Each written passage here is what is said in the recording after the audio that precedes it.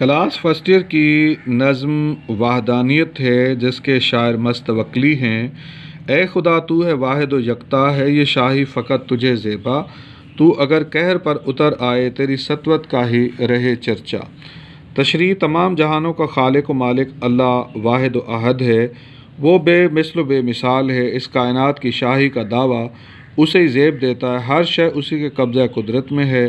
توحید بنیادی عقیدہ ہے، یعنی اللہ اپنی ذات میں، صفات میں، کمالات میں، افعال میں، اختیارات میں واحد ہے، اس کا کوئی شریک نہیں، نہ اسے کسی نے پیدا کیا نہ اس نے کسی کو جنا، بلکہ ہر شے اس کی تخلیق کا حسین نمونہ ہے۔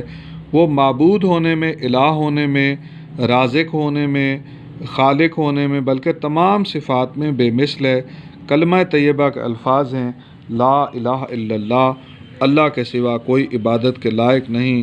اذان و اقامت کے اذکار ہیں اشہد اللہ الہ الا اللہ، میں گواہی دیتا ہوں کہ اللہ کے سوا کوئی عبادت کے لائق نہیں ہے۔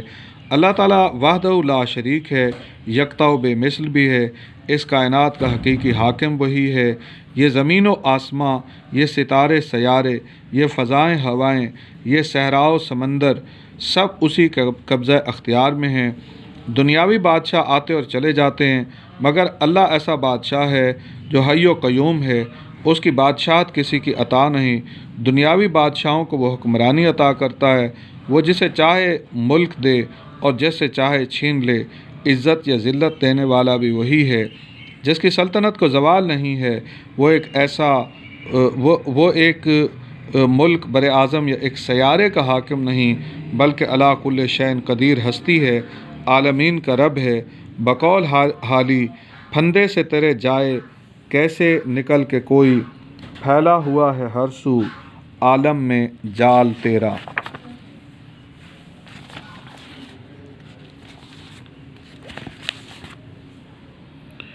اللہ تعالیٰ اپنی مخلوق پر غضب نازل کرنے پر مائل ہو جائے تو پھر صرف اسی کی شان و شوکت اور رعب و دبدبہ باقی رہے گا، اس کے علاوہ سب کچھ ختم ہو جائے گا۔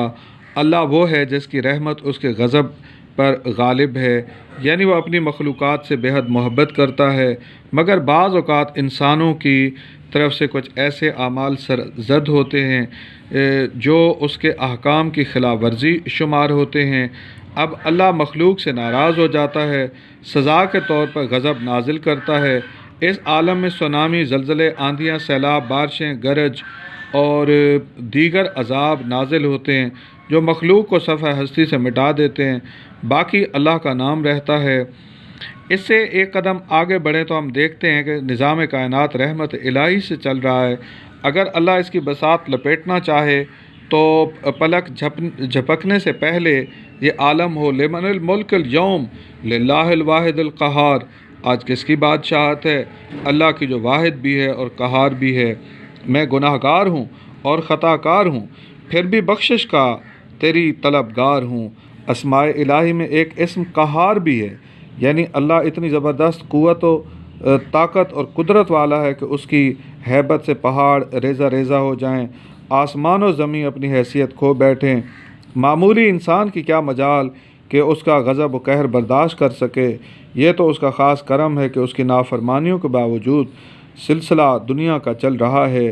اگر وہ اپنی قہاری کو منوانا چاہے تو اس کے ہاں کوئی دیر نہیں۔ کلام میں بارگاہ رب العزت میں مکالمہ جوڑا گیا ہے جو روحانی لوگوں کا شیوا ہے۔